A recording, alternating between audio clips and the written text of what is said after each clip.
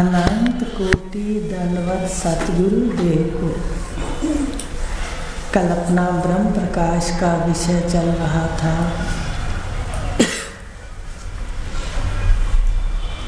$550 श्लोक, जिसमें था कि परमात्मा ने अद्वितीय तत्व के प्रतिपादन के लिए विश्व के अंदर मकड़ी को रचा है।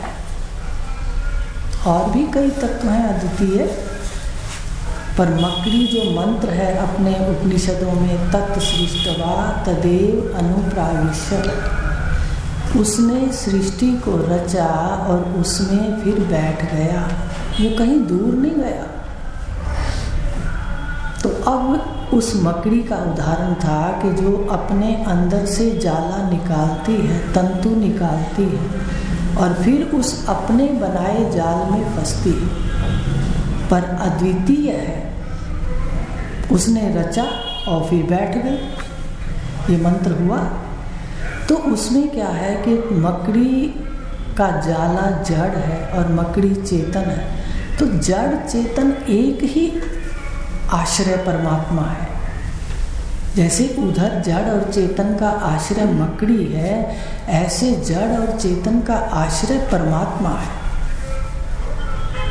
जिसने परमात्मा को जान लिया, पहले अपनी मैं को आत्मा जाना, 2 कदम है। पहले मैं को आत्मा जाना, फिर आत्मा को परमात्मा जाना, बस लय हो गया। फिर वो चाहे बाहर आकर के सारे ब्रह्मांड के चक्कर निकाल ले, चाहे उसका घर कहाँ है, चाहे उसके कपड़े कैसे हैं, चाहे उसके रिश्ते नाते कैसे हैं, पर वो मुक्त है, पापों से मुक्त है। ये विषय बहुत गहरे हैं, इसमें सब दिखता है कि कैसे पाप से मुक्त है। तो कहा कि एक मकड़ी तो ऐसी है जो अद्वितीय तत्व, अगर मकड़ी अद्वितीय हो सकती है तो क्या ईश्वर मकड़ी से भी गया हुआ है कि वो अद्वितीय तत्व क्यों नहीं हो सकता। तो आगे कहा 551 है, मकड़ी खुद से खुद जाल रचे। समझा दिया आपको, इसको रीडिंग ले लेते हैं। मकड़ी खुद से खुद जाल रचे, उसमें बैठ गई आर, जीव रूप से ब्रह्म ही जग में समझा दी ये बात। ये बात समझा दी मकड़ी ने कि जीव रूप से कौन है इसमें, ब्रह्म सत्ता। जगत के रूप से कौन सत्ता है, ब्रह्म सत्ता। जड़ और चेतन ब्रह्म सत्ता, ये इस मकड़ी ने समझा दिया, अप्रत्यक्ष रूप से दिखा दिया। तो अब आगे कहा 552 में, ब्रह्म सूत्र का एक सूत्र है। अब दूसरी मकड़ी की बात सुन लेना, वो किस मंत्र से मेल खाती है। ये पहली मकड़ी तो उपनिषद के मंत्र से मेल खाती है और दूसरी मकड़ी का उदाहरण ब्रह्म सूत्र के एक सूत्र से है। ब्रह्म सूत्र के अंदर छोटे छोटे सूत्र हैं, छोटे छोटे सूत्र के बड़े गहरे अर्थ हैं। तो ब्रह्म सूत्र का एक सूत्र है, जन्मादस्य यतः। पहला सूत्र है ब्रह्म सूत्र का, अथातो ब्रह्म जिज्ञासा। दूसरा है जन्मादस्य यतः। तीसरा है शास्त्र योनि तवात्। चौथा है तत्तु समन्वयात्। मुख्य जो है वो आपको बता दें। अब पहला सूत्र तो था कि आओ, थक गए हो तो कर करके थक गए हो तो आओ आगे चलते हैं। दूसरा कहा भाई आखिर जिस परमात्मा की ओर ले जा रहे हो तो परमात्मा कैसा है, ये उसमें है जन्मादस्य यतः। क्या अर्थ है इसका, परमात्मा वही है जिसमें जग उपजे होवे लय। परमात्मा क्या है, जिससे सृष्टि की उत्पत्ति, स्थिति और लय। आदि है ना शब्द, जन्मादस्य। आदि का मतलब होता है बीच में कुछ और भी। जन्म जन्मता है, स्थित रहता है, कुछ समय दिखता है और फिर लय हो जाता है। कैसे हमारे सामने शरीर कुछ समय दिखते हैं, कुछ समय दिखते हैं, जन्म के कुछ समय दिखते हैं, बाद तक फिर लय हो जाते हैं। तो जहां लय होते हैं उस स्थान को ढूंढ रहे, वहीं से जन्मते हैं। तो सृष्टि का जहां से जन्म हुआ, प्रकट हुई, फिर कुछ समय दिखी, उसके बाद फिर अव्यक्त हो गई, लय हो गई, प्रलय हो गई। तो जहां जाकर सृष्टि लय हुई, जहां से सृष्टि प्रकट हुई, वो परमात्मा है। ये ब्रह्म सूत्र ने सूत्र दिया है। अब देखिए, अब आगे वाली मकड़ी ईश्वर ने बना दी। इस सूत्र को उसके साथ मिलान कर लेना। क्या सूत्र है? परमात्मा वही है जिससे सृष्टि की उत्पत्ति, स्थिति और उसी में लय है। इस सूत्र का 553 है। इस सूत्र का प्रत्यक्ष करावे दूसरी मकड़ी विशेष, विशेष रूप से एक और मकड़ी भी है। उसका क्या है? स्वयं से जाल निकाल दिखावे। पहले तो स्वयं से क्या करती है? जाल दिखाती है। आपको बताया ना कि उस दिन पहली बार देखा था तो मुझे भाग के गई, आश्चर्य हुआ कि क्या है। बाद में समझ आया कि ये मकड़ी होगी जो एक तंतु दिख रहा था। पहले वो तार बारीक बहुत होती है और फिर वो लय हो गई, ऊपर गई, ऊपर बैठी थी वो। तो कहने का मतलब इस सूत्र का जो जन्मादस्य यत है, इस सूत्र का मकड़ी दूसरी साक्षात कराती है। कैसे? स्वयं से जाल निकाल दिखावे। पहले तो स्वयं से निकालती है जाल, आप बैठी रहती है और दूसरे को दिखाती है, और कुछ काल दिखाती है, फिर उसको निगल जाती है। ऐसे सृष्टि जो परमात्मा से प्रकट होती है, कुछ काल दिखती है, फिर उसमें लय हो जाती है। स्वयं से जाल निकाल दिखावे, खुद भक्षण कर ले देख। फिर भक्षण भी कर लेती है। अब आ जाइए, आपको भी दिखाते हैं। जीव के लिए कहा गया है कि जीव ईश्वर का अंश है और परमात्मा का स्वरूप है। ईश्वर का तो अंश है। ईश्वर और जीव दोनों ही उपाधि रहित ब्रह्म है, सहित नाम रूप से है। जैसी उपाधि है वैसा नाम है। तो एक दिन आपको प्रत्यक्ष दिखेगा ये बात। ये तत्व ज्ञान उधार नहीं है, ये साथ साथ दिखता है कि क्या सत्य है। तो ये मकड़ी कैसी है? स्वयं से जाल निकाल दिखावे, खुद भक्षण कर ले देख। परमात्मा की भी समझ आ गई कि उत्पत्ति हुई, फिर जगत की प्रलय। तो आप अपने में आ जाइए। देखिए, रात को स्वप्न आपसे प्रकट होता है, होता है।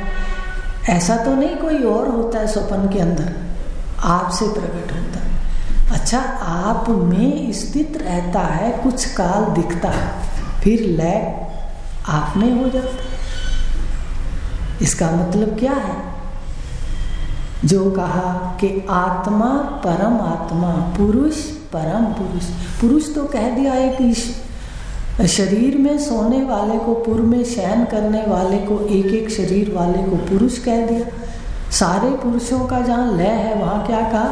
उत्तम पुरुष, परम पुरुष। ऐसे आत्मा कहा मैं को, सभी कहते हैं।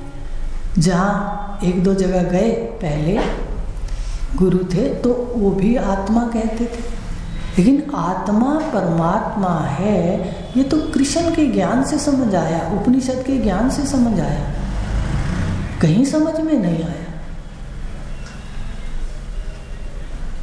ऐसे सुन लिया, बोल दिया।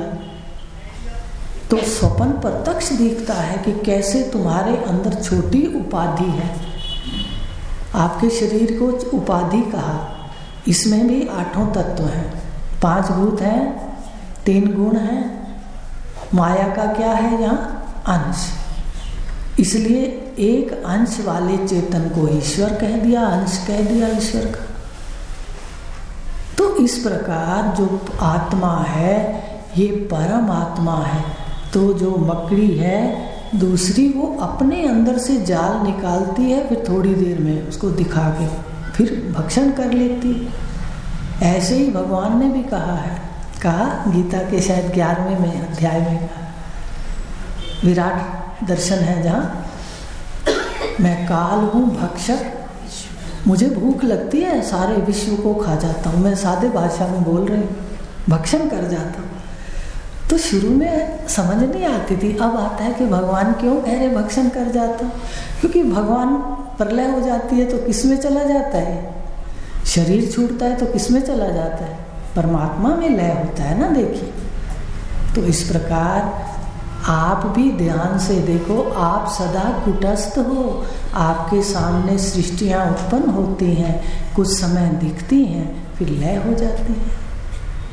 तो मकड़ी भी बना दी ईश्वर ने कि इससे ज्ञान ले लो, पर ईश्वर का ज्ञान गुरु के बिना नहीं आता। ईश्वर से गुरु महान है। ईश्वर बनाता है और गुरु समझाता है, नहीं तो समझ नहीं आता। ईश्वर बताता है कि सब कुछ बना दिया, लेकिन गुरु ने समझा दिया कि जो भी दिख रहा है ये वास्तव में शून्य है। शून्य हमारी भाषा में शून्य को भी कहते हैं, जिसके पास कोई पैसा नहीं होता, कंगला होता। तो ये जो जगत है वास्तव में नेहे नाना अस्ति किंचन, ये मंत्र है कि कुछ भी नहीं है उसके बिना, वही इसमें सत्ता है और वो तू है, चेतन सत्ता। तो कहा 554 में, जाल भले ही भिन्न हो भाषा, सृष्टि भले ही भिन्न हो करके भाषे, पर है नहीं। जाल भले मकड़ी से भिन्न होके दिखे, पर वो वास्तव में ऐसा है नहीं। जाल भले ही भिन्न हो भाषा, पर छूटा ना आधार, सर्व रूप में मकड़ी ही है, द्वैत उसका विस्तार। इसको कल लेंगे, पर आपको बताते हैं कि ईश्वर ने कैसे जितना रचा वो मिथ्या रचा। देखो, सत्य नहीं रचा, माया से रचा, इसलिए माया का मतलब ही छल होता है। तो माया से रचा, और गुरु ने समझा दिया कि यहाँ कोई भी ऐसी वस्तु नहीं है जो आप मन के अंदर बसाओ। पर भाई बहनों, मन को जब देखते हैं तो लगता है यहाँ तो कोई हल्का सा कुछ कह दे तो यहाँ बस जाता है। आप करके देखना ना। इसलिए सावधान होना पड़ेगा, कुटस्थ रूप में बैठना पड़ेगा। हमारा जब बाहर व्यवहार से पता लगता है कि हमारा ज्ञान कितना हमारे अंदर है, कितना थोड़ा ढला कि नहीं। एक छोटा सा उदाहरण है, अगर कोई भी आकर के झूठ बोल जाता है, आप हैरान होंगे उस वक्त कितना दुख होता है।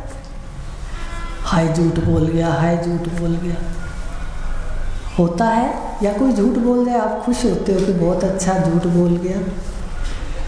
लेकिन मनन होता है कि भाई सृष्टि में ईश्वर ने दो ही तो चीजें बनाई है, एक झूठ और एक सच। तीसरा कुछ बनाया? दो बना दी। उसने जोड़ा ही बनाया, अब उसका विस्तार नहीं करेंगे। तो झूठ और सच बनाया है, मन ने मनन किया कि भाई कुछ लोग झूठ बोलेंगे, कुछ सच। अब सर्वे करेंगे तो झूठ ज्यादा बोलेंगे और सच क्यों? हाजिरी लगाते हो कि जगत के अंदर झूठ बोलने वाले तो ज्यादा होंगे और सच बोलने वाले कम होंगे। अब मन को कहा, देख ध्यान से कि अगर तू सावधान हो जा, झूठ बोलने वाले इतने ठीक है और दुखी होने वाला तू एक। भाई झूठ बोलने वाले कितने हैं? अगर सारे हम दुखों को उसका कारण बना लेंगे तो झूठ बोलने वाले तो बहुत है। सर्वे करिए, सच तो कोई विरला बोलता है, कुछ परसेंट है सच्चे लोगों। तो बताइए, तो कितनी गुरु की कृपा है। ईश्वर ने तो बना दी वृत्तियां, पाप पुण्य की बना दी, झूठ सच की बना दी, मान अपमान की बना दी। कि भाई झूठ बोलने वाले इतने हैं, और फिर सारे झूठ बोलने वाले अगर झूठ बोलें और ध्यान दे दे करके तुम दुखी होते रहोगे तो मन का क्या होगा? मन तो एक है सहने वाला, और झूठ बोलने वाले इतने हैं, तो क्या हालत होगी इसकी? इसलिए ये सब ईश्वर ने इसलिए बनाया है कि झूठ और सच की लीला में पाप पुण्य बनता रहेगा, और पाप पुण्य बनता रहेगा तो शरीर मिलते रहेंगे। और भगवान का वृक्ष देखिए कहाँ वृत्ति चली गई। भगवान का वो वृक्ष है ना, अश्वत्थ वृक्ष, वो हरा भरा रहेगा, क्योंकि पत्ते से क्या लगता है? वृक्ष हरा भरा रखता है। जब पाप पुण्य होता रहेगा, कपड़े बदलते रहेंगे, पत्ते लगते रहेंगे, झड़ते रहेंगे, ईश्वर खुश रहेगा कि मेरा तो वृक्ष हरा भरा है। तो वृक्ष तो अज्ञान में हरा भरा रहता है, ज्ञान में तो स्वेच्छा से आता है ब्रह्मज्ञानी। एक स्वेच्छा से आना स्फुरना, एक जन्म और मरण वो कष्टदायी है। और वो आपको दूसरी स्टेज बता दी कि जो पाप पुण्य मान अपमान झूठ सच अंदर ले जाएगा, मन से कष्ट पाएगा, तो उसको क्या होगा? वो तो फिर पाप पुण्य में कर्म से लेता रहेगा ना। देखिए शरीर, इसलिए सावधान हो जाइए, तुम कूटस्थ हो, सदा निर्लेप हो। ध्यान से देखेंगे तो आता है, क्योंकि ये कोई मनन करने योग्य ही नहीं है जगत। हम इसके मनन के लिए अपने जो वास्तव में हमारे प्राण थे उसको खर्च कर देते। लेकिन मन से पूछा करो, भाई तू किस किस को लेगा? तू बेचारा एक है, और उपद्रव करने वाले तू तो एक है और उपद्रव करने वाले अनेक हैं, तो कैसे होगा? फिर ये शांत हो जाएगा, इसको समझ आ जाएगी कि भाई बात तो ठीक है। और इसलिए हमारे गुरुदेव कैसे जगा रहे हैं, हर चीज से बचा रहे हैं, हमारे मन को स्वस्थ कर रहे हैं। मन स्वस्थ होता है तो तन भी, इसलिए ईश से, पिछला श्लोक था, ईश से गुरु। ईश्वर ने तो सारा कुछ रच दिया, और ईश्वर तो चाहता है माया उपाधि वाला। ब्रह्मा जी भी चाहते हैं कि मेरा वृक्ष ये हरा भरा रहे, पाप पुण्य होते रहें, और पत्ते झड़ते रहें, और नए मिलते रहे। ओम पूर्णमदः